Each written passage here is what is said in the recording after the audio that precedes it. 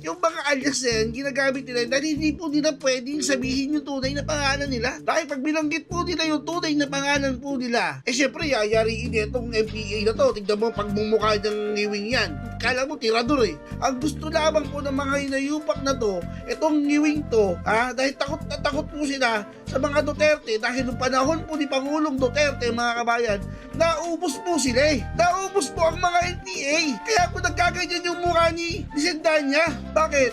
Di ba sabi niya na stroke daw po siya? Stroke survivor po yan eh. Kasi nung nauubos sila, hindi niya matanggap. Inatake po yan sa puso. Dahil hindi niya matanggap na, mauubos na tayo. Kundi na lang tayo mga NPA. Ayan, na-stroke. Nangiwi po yung mukha. Yan po ang resulta niyan. Kaya galit na galit po yan kay Pangulong Duterte. Assalamualaikum warahmatullahi wabarakatuh. Madayaw, umayong adlaw kaninyong tanan. Magandang araw sa inyo lahat. Ang impeachment complaint na inendorso ng akbayan ay isang papel na walang kalakip na kahit anong ebidensyang magpapatunay sa mga paratang na isinasaad dito.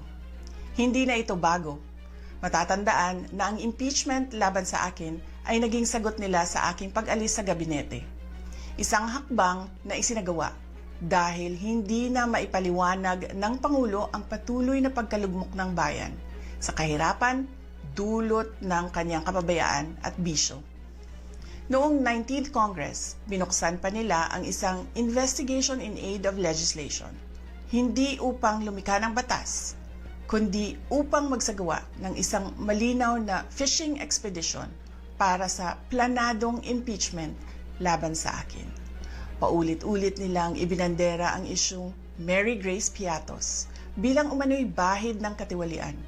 Kahit na sa kabila ng lahat ng investigasyon ay wala silang naipakitang kahit isang direktang paglabag sa paggamit ng confidential funds.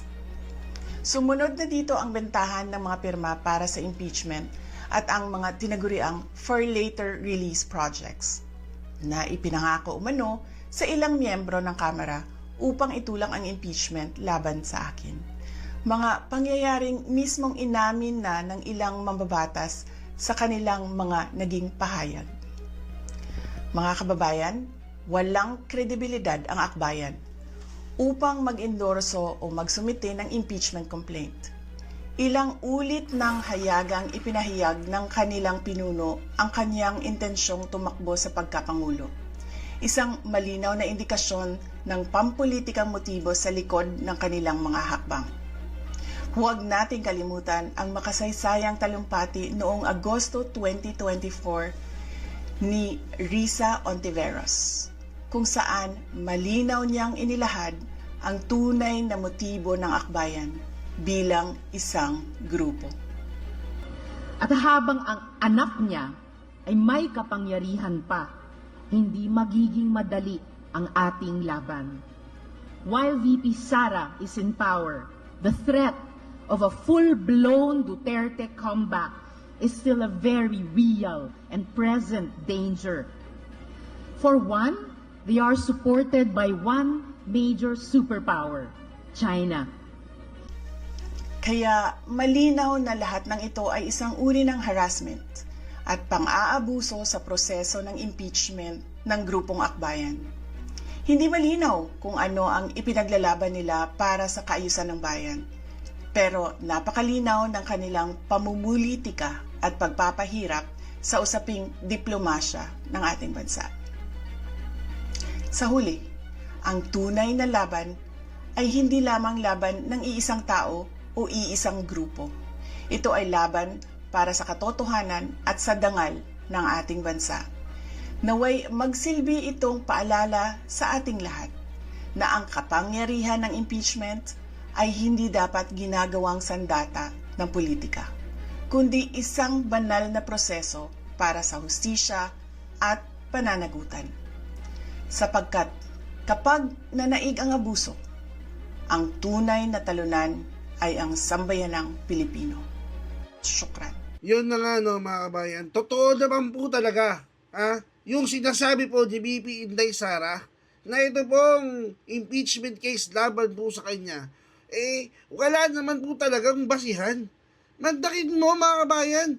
ang pinagpuputok ng butsi na mga to, lalo na tong si Boying Yue, yung Mary Grace Piatos daw, yung mga alias ng mga intelligence unit, okay, mga intelligence person na mga hinahire ni BP Inday para nga po pasukin yung ano na yan yung mga NPA na yan Hindi po ba mga kabayan? Yung mga alias na yan, ginagamit nila dahil hindi po nila pwedeng sabihin yung tunay na pangalan nila. Dahil pag binanggit po nila yung tunay na pangalan po nila, syempre, yayariin itong NPA na to. Tignan mo pagmumukha ng ngiwing yan. Di ba? Yung mukhang yan, mukhang ano na yan mukhang, kala mo, tirador Di ba? Kaya yung po yun, mga kabayan. Hindi po pwedeng sasabihin nila na nagnakaw.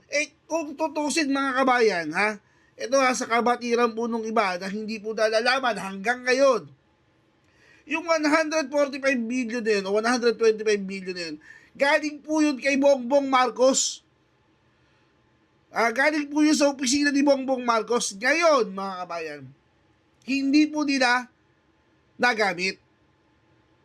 Diba? Nung hindi po nila magamit dahil magtatapos na po yung taon, pagtatapos po yung taon at hindi mo nagamit yun, wala na po yun. Hindi na po matatagdag next year yun dahil may panibagong budget. Ang ginawa ni Bongbong, binigay niya kay BP Inday Sara. Ilang araw na lang po? 10 days? O 11 days? 11 days na lang ibinigay sa kanya. Siyempre ikaw, gagamitin mo yun. O parang na-persa mo si BP Inday na gamitin dahil sayang nga po Tapos sasabihin nila, 125 billion, ginastos lang. Pati hindi nyo inawit niya si Bongbong dahil siya yung nagbigay kay BP Inday Sara. Kasi nga po, lahat ng ito ay politika lamang mga kabayan. Ang gusto lamang po ng mga inayupak na to, itong ngiwing to, dahil takot na takot po sila sa mga Duterte dahil noong panahon po ni Pangulong Duterte mga kabayan, naubos po sila Naubos po ang mga NPA. Kaya po nagkaganyan yung mukha ni Sendanya. Bakit? Di ba sabi niya na stroke daw po siya? Stroke survivor po yan Kasi nung nauubos sila, hindi niya matanggap. Inatake po yan sa puso. Na-stroke po yan. Dahil hindi niya matanggap na, mauubos na tayo. Kunti na lang tayo mga NPA. Ayan, na-stroke. Nangiwi po yung mukha. Mga kabayan. Yan po ang resulta niyan. Kaya galit na galit po yan kay Pangulong Duterte. Dahil kung hindi kay Pangulong Duterte, hindi po magkakaganyan yung mukha. Joke lang yung story na yun. Wala yun. Pero, legit yan. Stroke survivor po siya. At pinagmamalaki na po yun. Okay lang po yung ipagmalaki mo yun. Pero huwag mong ipagmalaki. Yung pinagsasabi mong humanda kang may tala sa kasaysayan na kauna-unahang Dahil tagalin lang natin to. Bakit natin pinagsabi nito? Kauna-unahang BP na na-impeach. Hindi minsan, kundi 2 beses. Diba? May pagganyan-ganyan pa.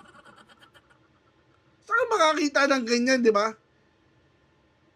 Ngiwi ka na nga, sir Kaya ka nadadali. Sir. Kasi ganyan na nga yung mukha mo, ang pangit pa ng ugali mo. Pero sabi ko nga po sa inyo, bawal na magmura sa channel na to. Hindi po tayo magmumura. Hindi po tayo magmumura sa channel na to. Dahil bawal na po mga kabayan. Anong sasabihin natin? Sana nga po, huwag pong magpantay yung mukha mo, sir. Kasi pag nagpantay po yan, ibig sabihin na stroke ka ulit. Ayaw naman po namin yun, sir. Kaya huwag mo na po i-wish na magpantay yan. Ganyan na po talaga yan, sir. Ang i-wish mo, magbagong buhay na kayo.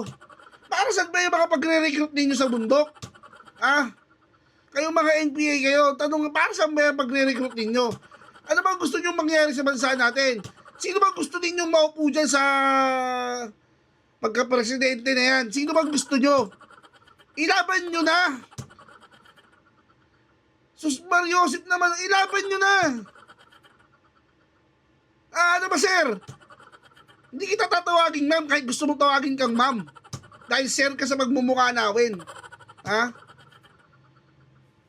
Ano ba? Sino ba gusto niyong may upo dyan? Siniseo Tiveros, hindi ilaban nyo. Ay, pag natalo kayo, tanggapin nyo. Di ba?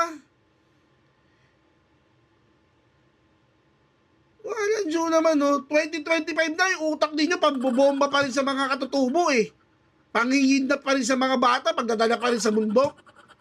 Diyos ko naman, sir. Magbagong buhay ka na. Hindi mo alam kung ba't, siguro ba't nangiwi ka, eh. Di ba? Sampal na yan sa'yo ng langit, eh. Kaya ka siguro nang gawin, baka sampal na sa'yo ng langit. Sa lahat ng maling nagawa mo. Tapos hindi ka pa rin nagbago. Baka mamay sa kabila naman yan, sir. O nagpantay na, hindi na-stroke ka ulit. Huwag mo pangarapin. Magbagong buhay ka na, sir. May chance pa. May pagkakataon ka pa, sir. Wala dyan. Tapang mo pa humanda ka ng makita na sa kasaysay. O ano? Pag naipisibibi tayo sa ano, nasa libro ka na? Ha?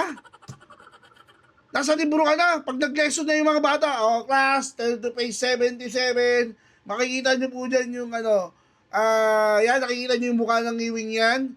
Makikita nyo yan. Ayan, sisendahan niya. Siya yung isa sa mga nagpa-impeach kay BP Inday Sara noon. Gusto mo ba ganon?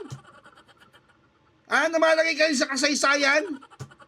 Na may isang niwe na nagpatanggal kay BP Inday Sara? Gusto naman. Sir, may chance ka ba? Gamitin mo pa yung natitira mga oras, sir. At hanggang dyan na lang mga bayan. Huwag nyo nga pong kalimutang i-hit ang like at subscribe button para updated po kayo sa mga uploads po natin araw-araw. Hanggang sa muli. Paalam.